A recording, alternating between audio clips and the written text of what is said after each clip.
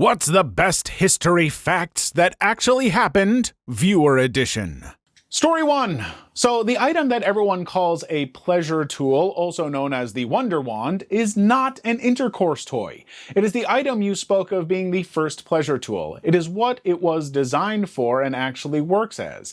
It's a mechanical potato masher. I know that because I had a friend whose sister ordered one in the mail while she was 16. My friend pulled the box in and it was labeled his dad's name on it, and my friend asked his dad if he could open it, and it had the wand inside of it. I, being a goody two-shoes, asked what it was, and my friend's dad pulled an over 100-year-old catalog out, and this was back in the late 1990s, so that catalog is now over 120 years old at least. Well, that catalog had the magic wand in it, and it claimed it was an automatic potato masher for the woman who has trouble mashing potatoes, mostly due to old age. The catalog actually said it's a great gift for your mother so that she can still cook for her hubby while being in her white hair age. Well, my friend's dad asked if we wanted some mashed potatoes for dinner and to learn how to use it, and well, it works wonders as a potato masher. I actually wanted to get one for that, but the problem is finding a place that sells them that won't look at me like a weird pervert and a liar. But the truth is, yes, it does work as a potato masher. My friend's sister came home and saw us using her Wonder Wand to mash potatoes. The horror on her eyes was brilliant. Her dad washed it off and gave it to her and said, "Hope you mash a lot of potatoes with it." She threw it away in embarrassment, but her dad took it out of the kitchen trash, washed it, and put it in the drawer of electric kitchen tools. For a couple of months, she got mocked even by her older sister as well. After a few months, her dad gave her a brand new one with a note that said, "Hope you can get a boyfriend that likes mashed potatoes, because this is not a boyfriend, it's a potato masher." I miss that man. He died about 5 years ago. He was smart as hell. One time at the movie theater, there was a payphone that had a problem where we could hear the person on the other line, but they could not hear us, but they could hear the button presses. And really weird fact is every button had a slightly different sound, and he asked what time do we want him to pick us up, and we pressed the 2 button. He said, "Press the 2 button again if that is a yes," and we did. He picked us up at 2. We had a full 3-minute conversation using 1 to 0 buttons, which had different sounds that only someone with the most useless modern times skill could master.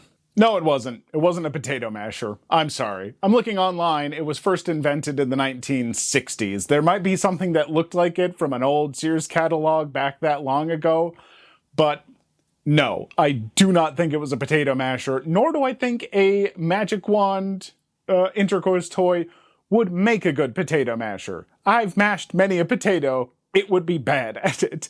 And if for some reason, if you're actually right, and it was back in there, like, oh, it's a potato masher, then the ad was a lie. It was a thinly veiled lie to be like, yeah, ladies, this'll really mash your potatoes.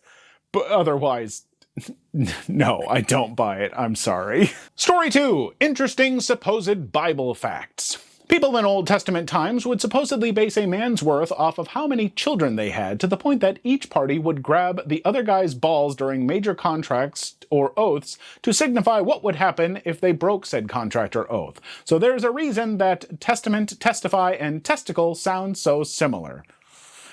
In Roman times, your rank in society was based on how masculine people thought you were, and no man would willingly be the feminine figure in a homosexual relationship. Such positions would generally fall to young slave boys to make the owners look stronger in comparison, and thus homosexuals were often synonymous with arists, as the ones who would take part in this would make a point of asserting their dominance over any women they saw too.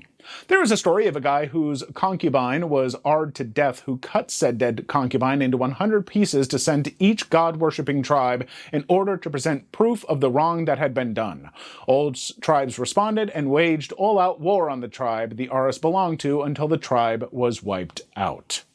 I looked it up, and testicle is like from Latin testius or something, which means to witness, so apparently there might be some truth to that. I don't know about the whole, like, guys grabbing each other's twig and berries and everything to be like, do we have a deal? But there's something to it, I guess. Story 3. Okay, the one where the woman was declared innocent in ancient Greece was partially wrong. She was on trial for public indecency, not heresy. Her reported words were supposedly it would be heretical to cover these breasts up. We even know what she looks like because she was the model for every statue of Aphrodite from the time period, so she quite literally had a body that represented a goddess. The best part is there's actually another story where a woman was found innocent via beautiful breasts that occurred much more recently. A woman was accused of burglary, I forget where, but during her trial, her lawyer had her breasts measured in front of the jury to prove that she couldn't fit through the window that witnesses testified the burglar used to enter the building. Basically, if I had a nickel every time a woman's breasts got her declared innocent in a court of law, I'd have 2 nickels, which isn't a lot, but it's strange it happened twice. LOL. Story 4. I personally looked up the naked man in Mark and correct the video that it's in chapter 14, not 15, verse 51 to 52. Mark 14, 51, 52. And it describes the man didn't intentionally streak, but had a linen cloth cast about his naked body, meaning he only had a linen cloth covering his nakedness, and was following Jesus after being arrested to be taken to the palace of the high priests. But a group of young men laid hold on the man, assuming the young men took a hold of the man and his only piece of attire, and fled away naked from the young men who laid a hold on him. So by this, the man running naked was an unfortunate incident for him while trying to follow the guards who arrested Jesus. Story 5. One of my favorite historical stories takes place in Salem during the witch trials. They crushed a farmer under stones to get a confession out of him. The farmer, in classic farmer fashion, said nothing, even as they promised him a quick death if he would just admit to it. I like to believe he stared them down as they did it, and until their deaths they had nightmares of his cold, disapproving eyes. He knew if he made the false confession, they'd legally be able to steal his property from his kids, so it was more than just honor and spite. He was protecting his people. Giles Corey was a mighty man. Giles Corey, you sound like a heck of a guy, and I'm sorry that you got crushed to death by lunatics who were just going around trying to kill witches and stuff. It makes no sense. The trials are like, either confess and get a quick death, or don't confess, or, say that you're innocent and get a slow death. That's not a trial. That's how idiots conduct business, and I just hate it, and I'm sorry, but hey, good for you keeping your family farm in the family and stuff, I guess. Story 6. Concerning Story 18 from the original video, we also have to remember that Hitler had a special bond, not NSFW, to his mother, Clara. It is said that he had a picture with her all the time, also in the bunker when he shot himself. Clara tried to get children, but some of them died during childhood, so when Adolf arrived, he got all the love from Clara. Clara had cancer, and the Jewish doctor who treated her did it for free, actually. Hitler remembered the doctor who used all the time to help Clara, so when the Nuremberg Acts came in Germany and Austria, he was spared by those laws and acts. Story 7. Fun fact, the British Empire actually grew larger by losing the American Revolution. Before the Revolution, Britain's convicts were sent to the 13 colonies, but after the colonists gained their independence, Britain colonized Australia and New Zealand as new locations for their prisoners to be sent to. This newfound interest in Far Eastern colonization led to all of India, Pakistan, Bangladesh, Burma, Malaysia, and half of Papua New Guinea being colonized. Story 8. William was flawed, but he had a good understanding of politics, military tactics, and he also freed most slaves in England. Even the Pope was on board with him ruling England, and the only reason he was branded a tyrant was because of what he did to the north, but they were just being discriminatory because he was from Normandy, not England, and because it was during a rebellion even though he was the rightful ruler of England. And the stuff with Robert was justified because Robert was just a terrible person, especially with Odo in his head. Story 9. My pastor pointed out a nice theory. In the passage in Mark, the guy is one of the disciples with them, not necessarily one of the 12, and Mark does talk about himself in the third person as Jesus was far more important. The reason this naked man was seen in Mark and only Mark was it is a self-insert. He lost his pants in the chaos that made a pretty good point as to how everyone reacted compared to Jesus. No one else noticed the naked man because everyone was fleeing themselves, so we only heard of him in Mark.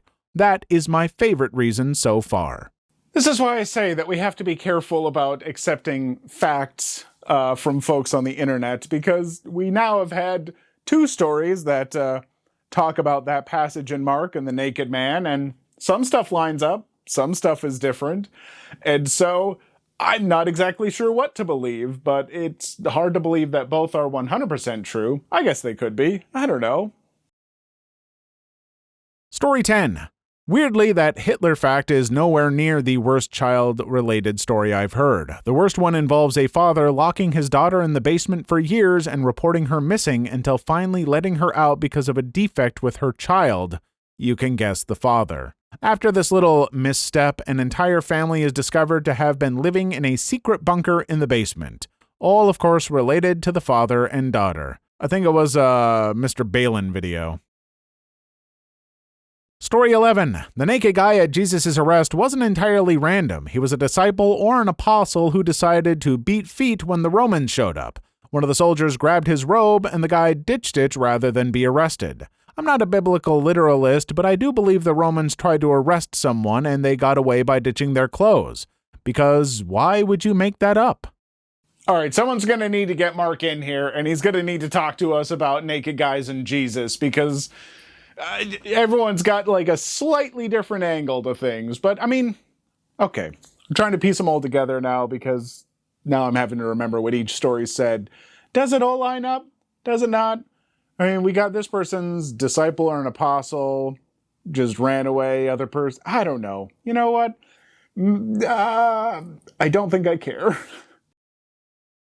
Story 12. Under the tag of U.S. Founding Fathers, Benjamin Franklin, while an ambassador to France, became extremely popular with the Parisian ladies. So much so that when he returned to Pennsylvania, his doctor told him that he had every venereal disease known to man, and one or two that he, the doctor, was not sure of.